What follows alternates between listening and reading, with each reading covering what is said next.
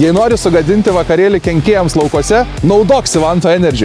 Tai visiška naujiena rinkoje. Tai sisteminio veikimo insekticidas turintis dvi veikliąsias medžiagas, tai yra deltametriną ir flupodifuroną. Šiam insekticidui nereikia jokių adjuvantų ar reguliatorių vandens, nes jo formulacija yra ideali ir tinka plačiose pH ribose. Naudok Sivanto Energy ir kenkėjų vakarėlio tavo laukose nebus.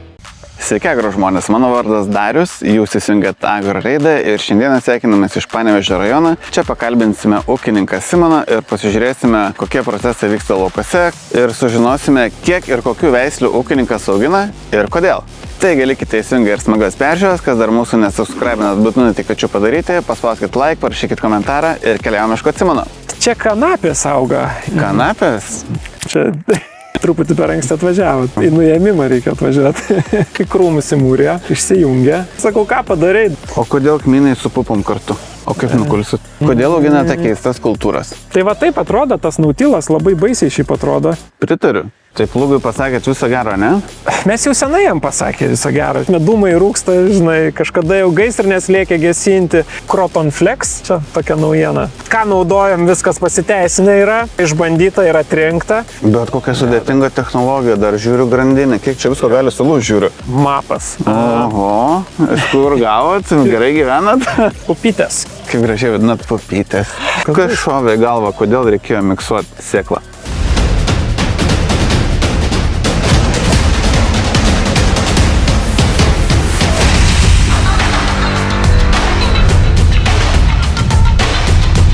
Laksto visą rytą čia. 2 savaitės per metus tokio lakstymo, gal sakykim, net ir svarstėm, kad čia gal autokaro jau reikėtų. Nu, bet iš tikrųjų netiek daug tų didmaišių. Bet anksčiau, kai bokštų nebuvo, tai visus grūdus mes su tuo kaušiuku 3-4 tūkstančius tonų tarkasdavom. O kiek bokštų daug? 1, 2, 3, 5, ne? Apie 3700 tonų kažkur. Tai ir priedo dar angaras yra. Realiai visų grūdų nesutalpintume į bokštus. Tai kaip javapjūtės metu elgėtės? Vežėt iš karto į Klaipėdą? Klaipėda per tolimų. Panevėžį, kur grūdus padėti yra. O kas čia yra? Pupytės. Pupytės? Kas specifinės pupytės. Žirnio dydžio. O jeigu normali pupa būtų dvigubai didesnė, taip. O kodėl tokios mažas? Mes nesaują auginom, čia agrolitpai yra jos skirtos, bet šiaip jų paskirtis tarpiniam pasėliam. Priėmimo duobė grūdų ir patapo sandėliui. Ką čia kraunat? Pupytės. Pupytės, šefas. Žodžiu, išnaudojat vietą racionaliai. Iš visur iškaišėjom visos pakampės. Ūkės labai populiarios šitos mašinos, transporteriai su kuzovais, vietoj džipo. Kiek vietos daug, ne? Visi 4 varo, žmonės susėda. Ir pigesnis turbūt keletą kartų nei Hiluxas. Tai Veslavo tokia filmavom, tai tokios ieškoti, radot su būdom nusipirko tokia. Ir alkatesteris įdėtas dragerio, neužkurs, nepapuktas. Jau ruošiatės javapjūtį, kėdėrį ištraukti? Čia jie ir žiemoja, iš tikrųjų turėjo žiemoti ten ant duobės, bet kadangi ten pupytės, tai... Kaip gražiai vadinat pupytės. Nu, čia pupom neišeina vadinti, žinai, tokio. O sėjau, baigėt, matau, sėjimuoja atkabinta, pastatyta. Jo, šita čia ir stovi didžiąją laiko dalį, su kita šiaip sėjom. Čia tokia likus realiai tik tai kaimynam, kur pagelbėti. Patekom į garažą, o kodėl džendyras su brezentu uždengtas? Nu, dar jisai ramiai laukia javapjūtės, žinai, čia, kadangi čiulba, žinai, tai truputį pridengtas yra. O su šitą sėjamąją turbūt sėjot, kai šlapia buvo, ne, kad žolių prikibė? Čia dabar biški pievai buvo bandymų, nes čia dar su servisu darbavosi atreguliuoti dalykus, bet šiaip pirmas ruduo, pavasaris. Sėjom viską tiesiai. Viską sėjom dabar nautilu ir... Taip Lugui pasakėt viso gero, ne? Mes jau senai jam pasakė viso gero, žinai, dar skusdavom, kažką tai darydavom. Nu dabar šitą jaukinamės, nes iš tikrųjų dar... O kodėl tokią sėjamą pirkot? Nu, tokį monstrą, kiek čia 12 metrų, ne? Pasėliam tinka, pupom tinka, kviečiam tinka ir varom. Tai vat. O kodėl Horšavo tokia rinkotės? Yra tai realiai, bet alternatyvos nelabai yra šiaip, nu... Esam bandę kitų ir kažkaip galvoju, kad seniausiai dirba šitoj temoj, man atrodo. Tuo avataru yra jau, nu tikrai yra senų, jau senesnio modelio. Tai atrodo, kad išdirbtas dalykas priedo čia. Kaiminystė yra jų dirbančių ir pas mus yra sėję, tai tas rezultatas patiko. Ir ta kaina, man atrodo, irgi yra palyginus konkurencinga. Krikščioniška, ne? Tokia, jo, su konkurentais, tai va. Pirma Lietuvoje yra tokia atvykus. Dabar jau yra kelios, jo, bet vat. O kaip servisas padeda, jeigu kažkas neaišku? Tai jo, vat, iš tikrųjų kvietėm čia ir Persėją, galiu papasakoti vieną bairį. Tie sėklų dozatoriai, ne, va, tie grybai vadinami jo. Ir ten yra tos elektrinės sklendės, kurios uždaro kiekvieną sėklavamzdį dėl persisėjimų ir panašiai. Ir ten yra tokie mygtukai. Nu, mes žinom, kad jie yra, bet čia sėjo operatorius vieną dieną, pusę lauko apsėjo, dar kažkaip, aplinkui važiavo, jau beveik apvažiavo, ten reikia atsistumti, jisai nuleidžia, nesėja, sako. Blemba, kas čia dabar atsitiko, niekas nežino. Net negalim susiskleisti, kad grįžti. Kol aš ten kažką bandau programuoti, operatorius vaikšto, čia kažką paklybina, žinai, mygtuką tą pajunginė ir man pokšt užsidegė. Ir vėl užgeso, žinai, sakau, ką padarei dar kartą, žinai, jisai tada dašuto, žodžiu, į krūmus atsistūmė ir šaka tą mygtuką perjungė, žinai, ir gavosi ten toks režimas, kad tu galėtum ten išsivalyti, prieiti, viską išjungė. Dėl saugumo toks. Jo, ir tiesiog į krūmus įmūrė, išsijungė. Meistras buvo, Nerijus atvažiavęs vakar, sako, tai čia jau jūs ne pirmi tokie pasirodo, žinai. Bet taip ir išmokom, žinai. Paskui galėsim pasižiūrėti laukuose, kaip gavosi mums ten su tasė. Vieną kartą filmam, tai vienas meistras, sako, kas sunkiausia yra, paleidžiant naują techniką. Tai sako, kai ateina operatorius ir tu matai, kad jis mygtukinį telefoną naudoja, o sėjamoje valdomas su iPadu. Tai ne kaip valdyti Appsą reikės, o kaip iPad'u išmokti naudotis. Tai vyresniai kartai biškai gal yra iššūkių, manau, kas nelabai su tom technologijom draugauja. Tai čia džiaugiuosi, kad, sakykime, operatoriai pas mus jau yra pramokę tos dalykus.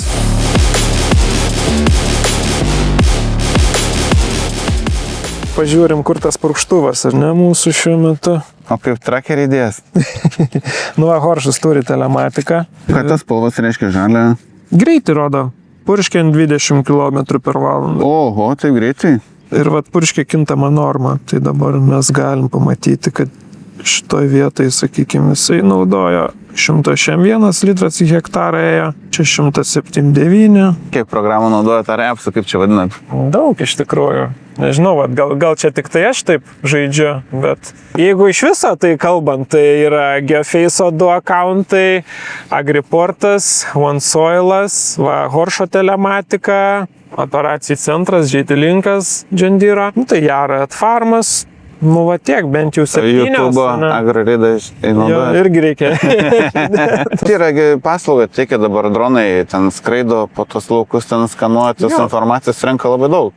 Tai nežinau, matai, tokią ir mintį turiu, kad gal dar šiemet pavyks pasikviesti, pabandyti, pažiūrėti, kaip tai atrodo, nes šiaip realiai tai čia reikia tą patį lauką praskris kokius 5 kartus. Filmam, kad Audrokesta teikia drono paslaugą. Tai bandėme tą paslaugą. Jie piktžolę skanuoja taškiniam purškimui, tam spot sprayingui vadinamam. Tai kaip ir sakau, tos technologijos tobulėja, bet jie ne biomasę, ne NDVI indeksą skaičiuoja, o grinai fotkina piktžolės. Tai ten jų dronas šiaip yra, įspūdingas kūrinys, mažesnės negu centimetro piktžolės, jis gali nufotkinti ir atskirti. O purkštuvas sugeba nupurkšti tiksliai? Jisai gali. Tai darau kintamos normos žemėlapį purškimo. Purškiam kviečius augimo reguliatoriams su fungicidu, kurie yra riebesni, tem riebiau ir užpilsim. O kaip supras darau žemėlapį? Tai čia pats gali žemėlapį pasidaryti? Jo, čia dirbu su programa. OneSoil programa vadinasi. Daug yra programų turinčių tą funkciją, bet šitą man dabar šiam momentui reikalinga, tai ir padarysim. Tai ką, darom žemėlapį ir važiuojame laukus, ne? Jo.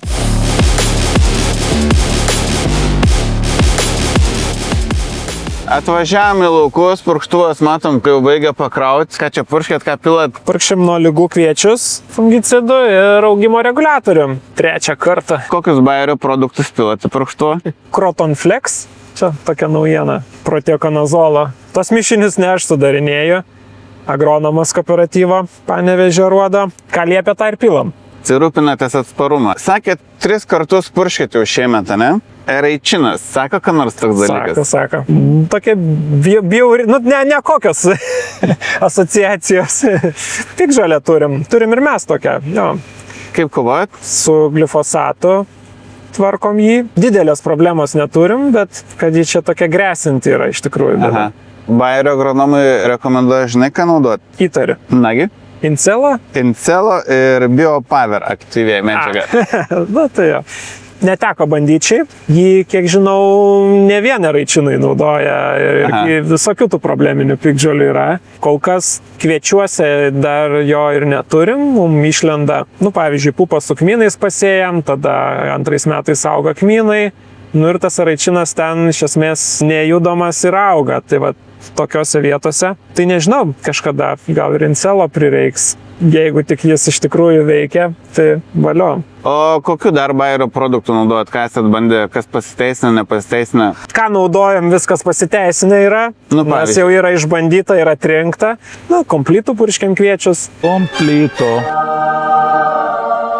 O žinot, kad komplytą galim iki birželio 10 nusipirkti skandalą? Jo, žinom. Nusipirkę jau anksčiau. Mes turim jo. O kodėl? Kad yra nepakeičiamas, nesako žmonės?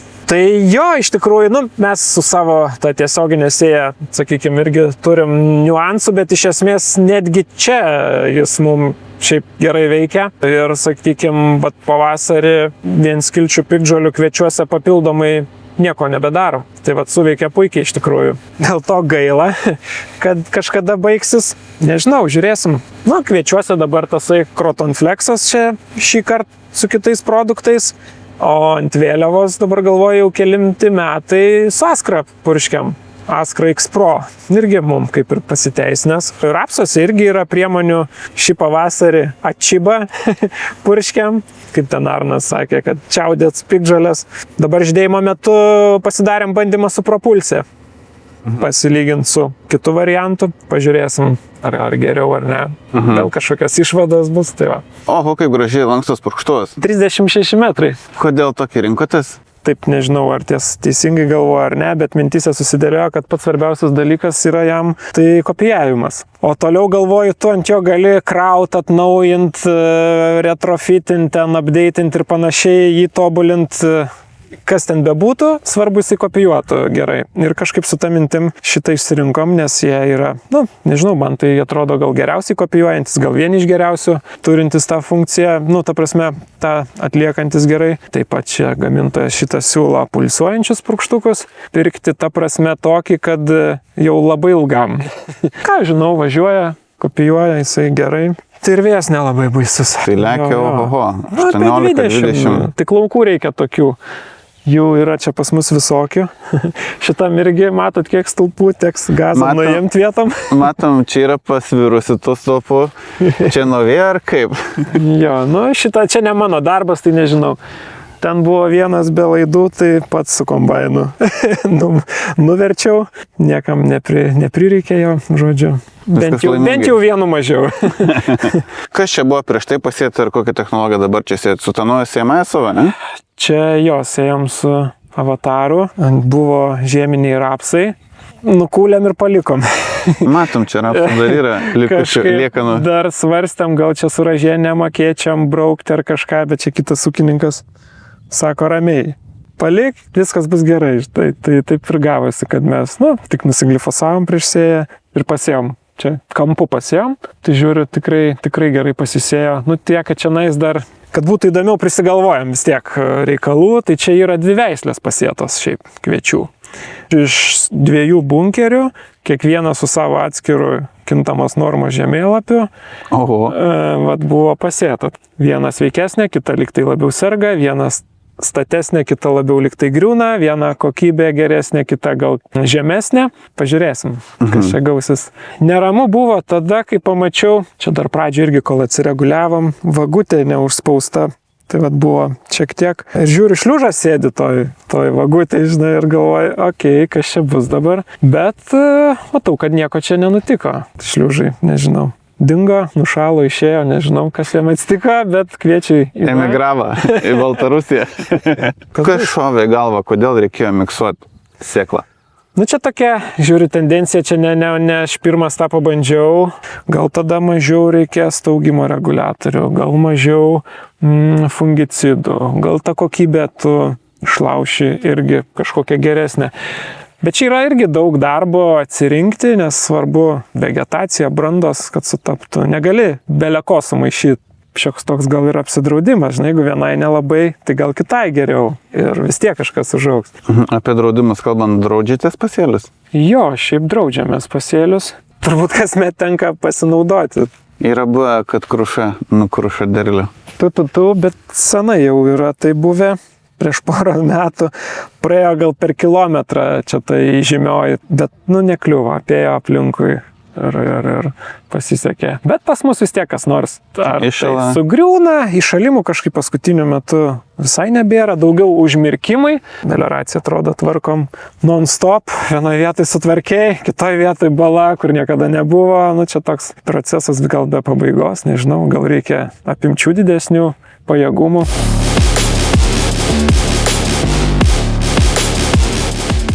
Simonas yra paruošęs edukacinę pamokėlę, kaip išvengti ko laukose? Vienas iš būdų padedančių raičino mažiau turėti, ne? Taigi, gerbiami žiūrovai, kokia žolė čia auga? Čia. Tai va, čia raudonasis šakniastiebinis raičinas, berods, taip vadinasi. Pilnai.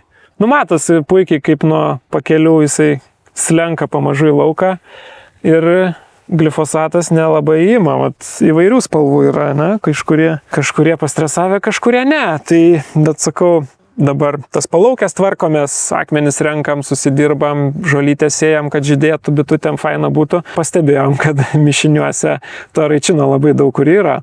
Žolės mišiniuose, kuriuose pakelės. Jo. Kelininkai turbūt naudoja kažką tokio, turbūt jiem tinka, o mums labai nebetinka. Tai žodžiu, patys prisisėt, vėjas suneša į laukus tas jeigu mes nedirbam smarkiai to žemės, tai ir slenka ją po truputėlį. Ir va matom, koks tai žalioja. Sprendimai labai paprasti.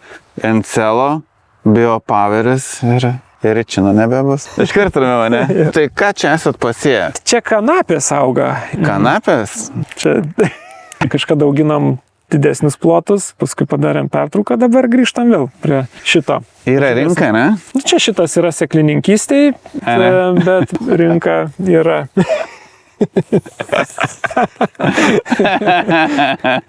Truputį per anksti atvažiavot. Į nuėmimą reikia atvažiuoti. Labai lengva atsiminti, kur važiuoti. Kaimas vadinasi kabeliai. Kabeliai.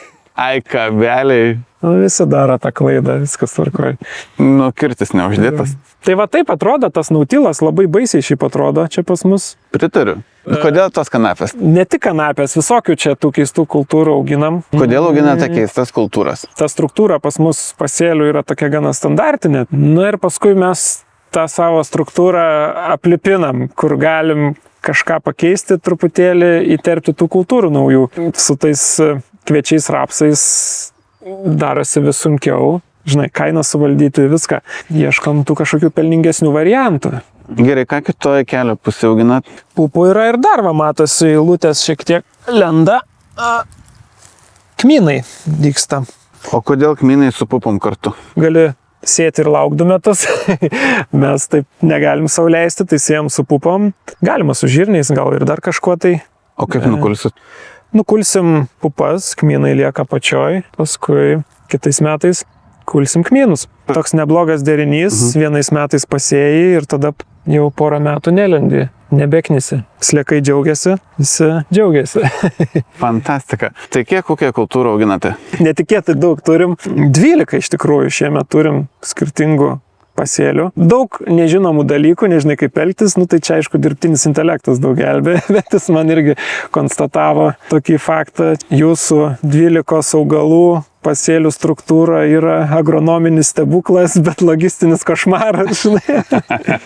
Čia jūs taip nusprendė, ne? Jo, žiūrėsim iš tikrųjų, kaip tas košmaras atrodys, bet čia nėra dideli plotai. Nors aš sakau, kai taip bandai visus prisiminti, nesuskaičiuoju tiek ant rankos pirštų niekaip. Geofeisą pasižiūri visą sąrašiuką, iš tikrųjų. Kokiam operacijom Geofeisą dar naudojat? Šiaip man asmeniškai pagrindinė funkcija tai laukų tą visą vizualizaciją prieš akis matyti, išsidėstymą, sėjomainą, šitiem dalykam dėlioti, planuoti šiek tiek į priekį labai gelbėja. Bet, ir aišku, vis čia mus užkrauna tais reikalavimais, tai tada prireikia tokių funkcijų kaip žurnalų pildymo, ataskaitų, pranešimų bitininkam ir panašiai. Šiemet jau per Geoface'ą tas dalykus teiksim. Deklaracijas. Jo. Kaip sugyvenat su bitininkais? Su bitininkais gražiai gyvenam, bet tenais va kaip tik yra avilių prie pat lauko išrikiuoti aviliai. Tai mes žinom, kur yra, kažkokį glifosatą purški, nu tai tu tada specialiai atvažiuoji jau vakare, pasilieki pabaigai tą lauką, kad, taip sakant, visi laimingi būtų. O kitas čia bitininkas irgi aktyviai avilius vežioja. Tai irgi mes prieš sezoną susiskambinam, kur čia tie rapsai, paskui aš jam skambinu, kmynai ten ir ten, pupos ten, žinai, kad reikia pastatyti. Tai bendradarbiaujam iš tikrųjų. Aš ir pats sakau, auginčiau tas bites, bet man medaus nereikia, žinai, kiek tu gali jo suvalgyti. Ai, daug, aš mėgstu. Aš ir arbatą dedu ant sūrio. Man tai reikia, tu supranti, kad be bičių ir to derliaus nebus, žinai. Tai atrodo, jeigu tik būtų galimybė kažką tokio pastatyti, ir pamiršai, žinai, taip sakant, tai aš tokių daug pristatyčiau tų avilių, bet kiek gilinausi, pačios jos vienos neišgyvena vis dėlto be žmogaus. O laiko tada jau nebeturi tam. Kmynai toj pražys, reikės ten tikrai, žinai, medingi augalai, facelijos bus irgi derliaus priedai iš to ir medaus labai daug. Tai čia toks win-win gaunasi. Čia Vikija, ne? Jo, žieminiai. Vengriniai vykiai. Kadangi atsinešėm lopetėlę, tai ne šiaip sau turbūt, ne? Jo, įdomu pasižiūrėti, kaip atrodo šaknis. Ką žiūrim, kad azoto fabrikėlis dirba. Mes priedą ir sėm, iš tikrųjų, dėl ko tos dar tokias kultūros, kur pasėjai ir pamiršai iš esmės. Atvažiuosi nukult, nes čia vėl visokie gabaliukai. Stulpas ant stulpo, žinai. O yra buvę, kad pamirštat atvažiuoti nukulti? Yra buvę, kad visus metus nesu buvęs. Bet Geoface'as padeda tą klausimą, ne? Jo, neišmeti priminimo, kad nebuvai dar ten. Negalėtų išmesti, kad krito tavo biomasė arba kažkodėl neauga tavo biomasė šitam lauke. Ir 3 variantus, ką daryti pasiūlo, ne? Oi, tai čia iš vis galėtume mes beveik čia, jau tik iš kompo dirbti. Mano laiko klausimas. Jo.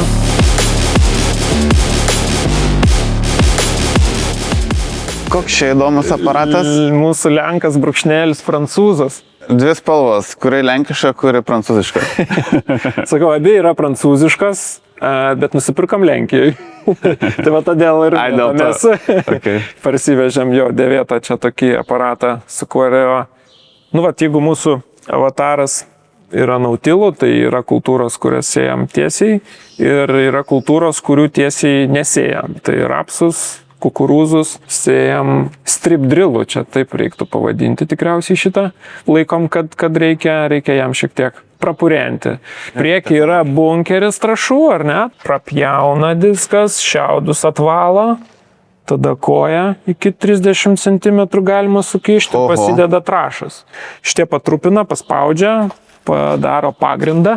Darbinis velenas ateina iki pačianais, tada kur jau ir vyksta sėja, nes sėjam rapsus arba kukurūzus tiksliai, po vieną sėklytę. Bet kokia sudėtinga technologija, dar žiūriu grandinę, kiek čia visko gali sulūžti, žiūriu. Jo. Darbinis velenas, čia tiek vis judančių dalių, tiek daug, kad dieve.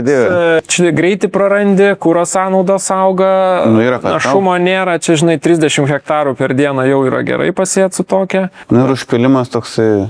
Čia kaip pirkau iš Lenkų ūkininko, čia sako pats geriausias variantas. Jokia elektronika čia nesusiknis, žinai. Taip, bet kai nulūž. Žinai, tai nutrunka, pasikeiti ir varai toliau, žinai. Bet turi turėti?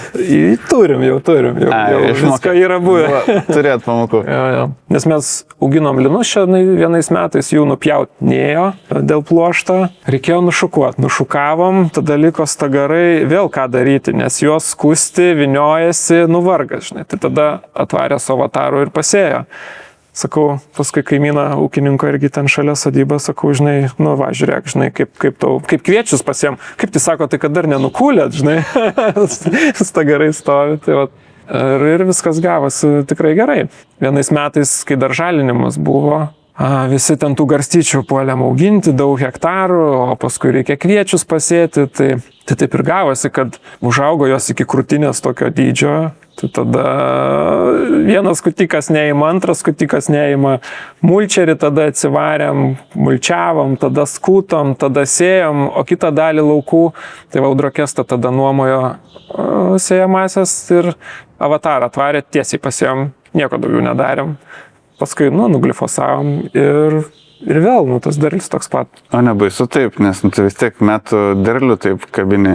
Tai tada ir buvo pusė, žinai, pasižiūrėjom, nėra skirtumo, žinai. Kėliau story, žodžiu, kad sėjom kukurūzų, sakau, seneliukas dar važiuoja, žinai, ir paskui man rašo, tai čia kas čia, žinai, senelis ar tėtis, žinai, važiuoja, nors turėjo menį traktorių.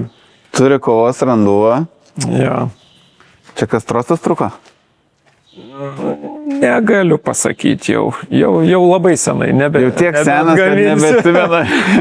Jo, bet pilnametis, tai va, bet dar traukia jisai mūsų. Kiek jis arklių čia po kapotų turėtų turėti? Biškai pridėta yra apie 230. Iš lėto patraukia, ant 8 važiuoja. Žiūrėk, kaip kombainai visur sąžiningai uždengti. Aš niekur nesu matęs. Matai viršai neveltai. Bet pas visus yra tų gyventojų, bet tikrai niekur nesu matęs, kad dengt kombainas. Šaunuoliai. Ar visą techniką naują perkat ar naudota? Apynauja, gal taip pavadinkime. Mažai naudota. Kas yra dabar toks naujas trendas. Vis labai logiškas, žinai. Sezoną tai dirbus, jinai nieko nebus nutikę, ar dutins, o kombainas net. Jo, bet tai matom tas ūkininkų pajamas, technikos kainas ir neveltui tie fabrikai ten stoja, žinai, aš taip įsivaizduoju. Taupom, niekur nesidėsi. Bet jau Westerno kompensacinė tai tikrai nauja pirkas? Jo, šitą pirkam naują. Ir kaip pasiteisinas? Labai pasiteisino.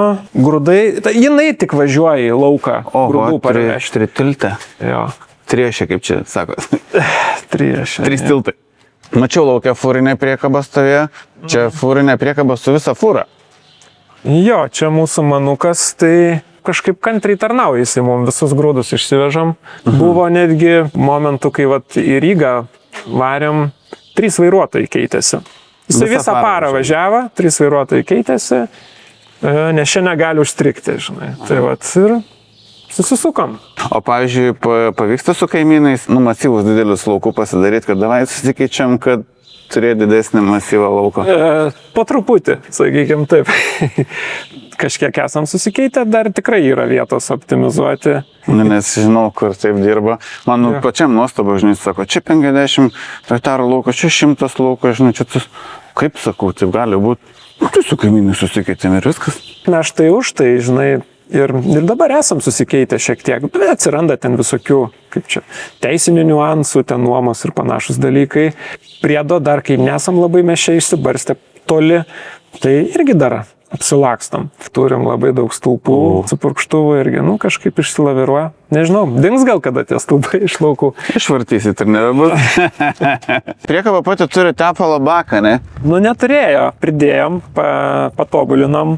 Atliko puspriekabę, galvojom, ką čia daryti, ieškojom vežimėlio, radom vežimėlį, prisikabinom, galvojom, kaip čia gerai dabar bus. Iškelt net neužteko tepalo traktoriaus hidrauliko, žinai, nežinom niuansų. Tai paskui supratom, kad reikia savo hidraulikos, tai teko patobulint.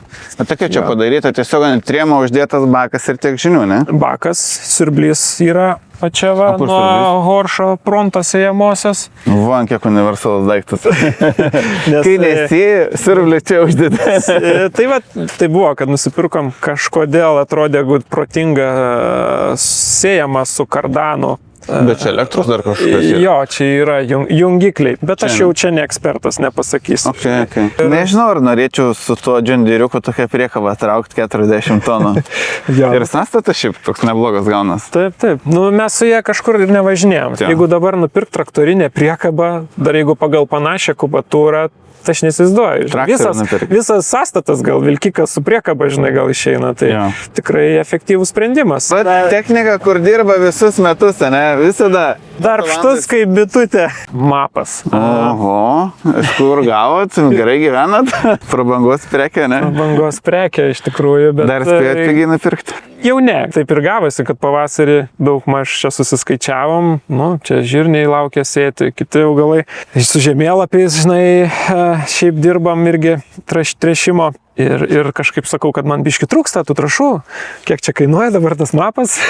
Pasakė kainą, nu nesakau, ačiū, žinai. Pasiskaičiavom, kad po 50 kg vienodai visiems minimaliai startui paduosim, užteks. Ir nepirkau. Nu ir paskui ateina tų naujienų visokių, ne, dėl sąsiaurio. Tada gavosi taip, kad vis dėlto aš jas nusipirkau. Tik ne vasaroj, o jau realiai rudenį, nes dar 1/4 turėtų jos pabrangti teoriškai. Grūdus vis tiek ruošiam net ir nesėklai, visada tų atvalų gaunasi daug ir čia būdavo krauni kalną kažkur čia kieme vos ne. Paskui žiūrėk, vieną dieną rūgtis pradeda, nu, ta prasme, dūmai rūksta, žinai, kažkada jau gaisrinės lėkia gesinti. Oho. Jo, nes, nu, viduj procesai vyksta puvimo ir užkaista. Nu, tai dabar bandom tokį variantą, kad įmaišom truputį mėšliuko arba biofertalio ten komposto, papūdę ilgiau. Išbarstysim jau, kaip manau, kad jau neblogą kompostą. Esat kokį feilą žiaurų turėję su savo bandymais? Nežinau, gal ne feilai. Dažniausiai būna, kad ir tų bandymų daug darai. Bet labai retai davedi iki rezultato, nes, nu, čia įdomu, vieną ten kampą nupurškiai, kitą, žinai, ir kas iš to, nes jau apjūtė, viską pjauni, rėži, negali stoti, pats aš čia prie džiovyklos per naktį dažnai ir tam chaose tie visi bandymai prapuola. Tai dabar, va, kombainas jau gan tiksliai rodo derlingumus, šiemet irgi šiek tiek tų bandymų esam pasidarę, tai jau gal bus kažkokių rezultatų. Sėdim prie pečiuko, bet pečiuko dar nereikia, ne? Ką čia darosi? Čia vienantis bokštai čia yra, tai šildo grūdus. Apie grūdus kalbant, kur grūdus parduodat? Parduodam kooperatyvui, Panevėžio Aruodui. Tam tikslui faktiškai ir įsisteigėm, tai va jau. Esat vienas iš steigėjų, ne? Jo, ir steigėjų, dabar valdybos narys esu. Bet... O kam tu reikėjo kooperatyvo? Va jau 10 metų. Koks pokytis nuo tada, kai įsteigėt ir dabar? Užaugo apimtis nariai. Daugeliu aspektų čia yra pokytis. Tiek pradedant, vat, kalbėjom apie purškimus. Tikrai dažnai net nebesigilinu. Ta, ana čia naudoti, čia ar kaip čia, žinai, spręs kažkokią problemą. Važiavo agronomas, įvertino, pasakė, šitaip padarysim. Ir viskas, žinai, ir problema išspręsta. Tai kooperatyvė turite agronomą savo, ne? Jo. Čia dar darot kooperatyvę? Turi didesnę darybinę galę. Agronominės konsultacijos, visokie mokymai, bendravimas tarp ūkininkų, užpirkimai, pardavimai, trąšos, pesticidai. Ar pavyksta pigiau produktų nusipirkti bairą? Ar pavyksta geriau grūdus parduoti? Pavyksta parduoti brangiau. Tada nupirksim pigiau, kas irgi pasikeitus tai situacijai rinkoje trąšų. Tai kartais gaunasi taip, kad tu jeigu narys, tai tu gausi, galbūt kitą kartą net negautum, žinai, tų trąšų. Kooperatyve turim augalų ekstraktų fabriką, kuris prasidėjo nuo kanapių ekstraktų. Užsiauginom tos biomasės, nu, ir pradėjom ją perdirbti. Buvom patys pirmieji gavę licenciją Lietuvoje tam daryti. Kur realizuotas? Pas mus tai yra tie CBD aliejukai, žinai, kur yra madingi. Tai va, turim liniją ir mūsų ši produkcija išvažiuoja į užsienį. Koks darbas jums labiausiai patinka ūkyje, arba koks labiausiai nepatinka? Fantazuoti, bandyti, atrasti kažkokių, tų pačių naujų augalų, suprasti, kaip ta dirva mūsų veikia. Ir kažkokių ieškoti sprendimų, gilinantis į tą temą. Čia yra įdomiausia. Kas labiausiai nepatinka? Tai turbūt prie žurnalų sėdėti. Apie ateitį kalbant, tai pavyzdžiui, jeigu dabar turėtum 1 milijoną, kur išleistum? Esamus įsipareigojimus uždengti, truputį pakvepuoti ir tada galvot, kad čia dar galim naujo sukurti. Okay. Kaip tu įsivaizduoji žemės ūkį po 10 metų?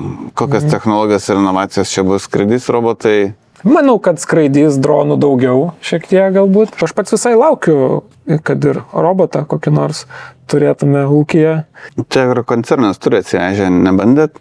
Žiūrėt? Nebandėm, mūsų sėjamoji dabartinė biški per platėjom, žinai.